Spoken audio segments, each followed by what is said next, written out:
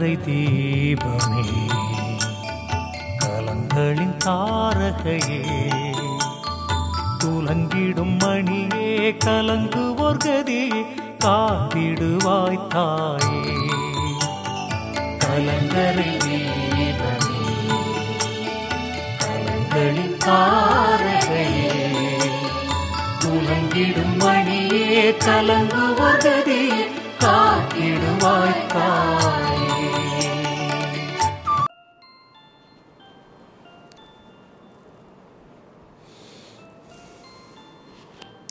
மரியே வாழ்க, மரியே வாழ்க, மரியே வாழ்க. கிறிஸ்துவில் பிரியமான அன்பு சகோதர சகோதரிகளே, அன்பன்னையின் குழந்தைகளே, மீண்டுமாய் இந்த வணக்க மாதத்தின் 12ஆம் நாள் உங்கள் அனைவரையும் சந்திப்பதில் மகிழ்ச்சி அடைகிறேன். இன்றைய நாளிலே அன்னை மரியாளுடைய மன்றாட்டு மாலையில் நாம் ஜெபிக்கக்கூடியது மகா அன்புக்கு பாத்திரமாய் இருக்கிற அன்னையே என்று நாம் ஜெபிக்கிறோம்.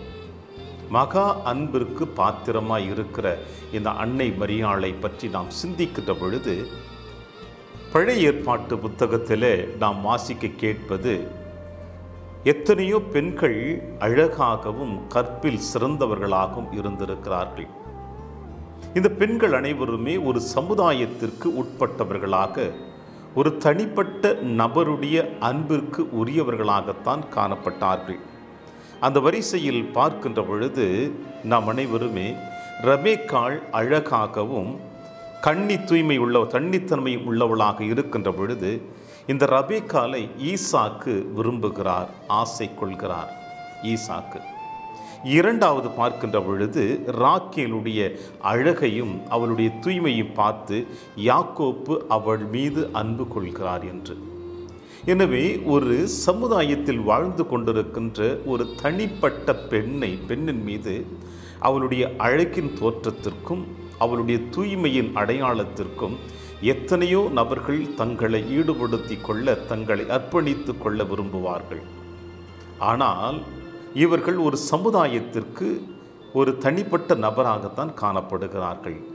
இவர்களையும் தாண்டி மகா அன்பிற்கு பாத்திரமாய் இருக்கிற நம் அன்னை மரியாள் இந்த உலகத்தில் இருக்கின்ற எல்லோருக்கும் உரியவளாக, குறிப்பாக தாய்மை உள்ளத்தை கொண்டவளாக இருக்கிறாள். தாய் என்பவள் யார்? தன் பிள்ளைகளுக்காக எத்தனை தியாகங்களையும் செய்ய தயாராக இருக்கிறவள் தான் தாயானவள். தன் பிள்ளைகளுடைய தேவைகளை முழுவதுமாக அறிந்து வைத்திருக்கிறவள் தான் தாயானவள். இந்த தாயானவள் தேவைகளை நிறைவேற்றுவது வெறும் நிகழ்வுகளாக அல்ல, மாறாக அன்பின் அடிப்படையில் தான் இந்த நிகழ்வுகள் எல்லாம் நடைபெற்று கொண்டிருக்கிறது. அன்னை மரியாளுடைய பணி வாழ்வில் நாம் பார்க்கிறோம். கானாவூர் திருமணத்தில் அங்கு அன்னை மரியாள் அவளுடைய அழைப்பு இல்லை என்றாலும் அங்கே சென்றிருக்கிறார். அந்த கானாவூர் திருமணத்தில் நடந்த நிகழ்வை வேதத்திலே நாம் அழகாக வாசிக்க கேட்கிறோம். திருமணத்தில் ரசம் தீர்ந்து விட்டது என்று அன்னை மரியாள் அறிந்து தெரிந்து தன் மகனிடம் பரிந்து பேசுகிறாள், ரசம் தீர்ந்து விட்டது என்று. இயேசு முதலில் நிராகரித்தாலும் தாயினுடைய அந்த அன்பின் கட்டளைகளுக்கு இல்லை என்று சொல்லாமல் அன்னை மரியாள் அந்த பணியாளரிடம் சொல்லிவிட்ட செய்தி, அவர் சொல்வதையெல்லாம் செய்யுங்கள் என்று. இயேசு 6 கற்றாடி நிறைய தண்ணீர் விளிம்பு வரை எடுத்து வர செய்து அதை ஆசீர்வதித்து பந்தி மேற்பார்வையாளரிடம் எடுத்து செல்ல வேண்டும் என்று சொல்லுகின்ற பொழுது, அந்த தண்ணீரானது ரசமாக மாற்றப்பட்டு அந்த அளவிற்கு ருசி உள்ளதாக, சுவை உள்ளதாக இருந்ததாக வேதத்திலே நாம் வாசிக்க கேட்கிறோம். இவையெல்லாம் எப்படி நடைபெற்றது? ஆபத்து நேரங்களில் உதவுகிறவர்கள் தான் நல்ல நண்பர்கள் என்று சொல்லுவார்கள். நண்பன் என்று சொன்னாலே அன்பினுடைய இலக்கணமாகத்தான் காணப்படுகிறார்கள்.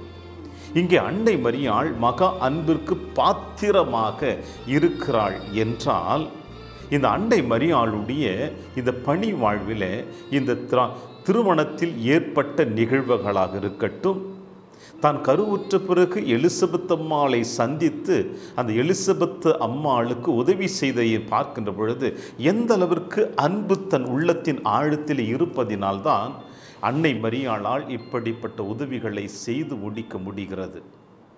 எனவே மகா அன்பிற்கு பாத்திரமாக இருக்கிற நம் அன்னை மரியாளுடைய பிள்ளைகளாக வாழ்ந்து கொண்டிருக்கின்றன. நம்முடைய அன்பு, நம்முடைய அழகு, நம்முடைய தூய்மை, நம்முடைய பணி ஒரு குறிப்பிட்ட நபர்களோடு இருந்து விடாமல் நம்மை சுற்றி இருக்கிற சந்தித்து கொண்டிருக்கின்ற எங்கெல்லாம் பணி செய்து கொண்டிருக்கின்றோமோ அந்த இடங்களில் எல்லோருக்கும் நம்முடைய அன்பும் பணி வாழ்வும் நிறைவாக இருக்க வேண்டும் என்றுதான் அன்னை மரியாள் இன்று உங்களுக்கும் எனக்கும் தன்னுடைய அன்பின் மொழிகளை கொடுத்து கொண்டிருக்கிறார். எனவே மகா அன்பிற்கு பாத்திரமாக இருக்கிற இந்த அன்னையினுடைய இந்த மன்றாட்டு மாலையை நாம் சொல்லி செபிக்கின்ற பொழுது இந்த வார்த்தை வெறும் வார்த்தைகளாக இருந்துவிடக்கூடாது. மாறாக அது உள்ளத்தின் ஆழத்திலிருந்து எழக்கூடியதாக இருக்க வேண்டும். நம்முடைய முன்னோர்கள் அழகாக பழமொழி சொல்லிவிட்டு சென்றிருக்கிறார்கள். தாயை போல பிள்ளை, நூலை போல சேலை என்று.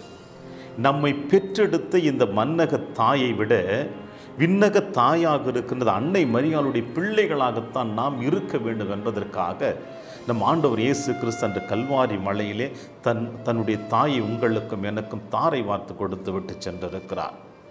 தந்தையோடு இருந்தவர், கடவுளாக இருந்தவர், கடவுளோடு இருந்தவர் இந்த மண்ணுலகிற்கு மனிதனாக பிறக்கின்ற பொழுது அந்த அன்னையினுடைய வார்த்தைகளை ஒரு பொழுதும் கேட்டு அந்த தாயினுடைய பாதுகாப்பில் தான் ஆண்டவர் இயேசு கிறிஸ்து வாழ்ந்தார். எனவே கடவுளாக இருந்தவரை இந்த தாயினுடைய வார்த்தைகளுக்கு இணங்கி இந்த மண்ணுலகை கடந்து செல்லுகின்ற பொழுது நாம் எம்மாத்திரம் இந்த மகா அன்பிற்கு பாத்திரமாக இருக்கிற இந்த தாயினுடைய அன்பிற்கு நாம் அடிமைப்பட்டவர்கள்.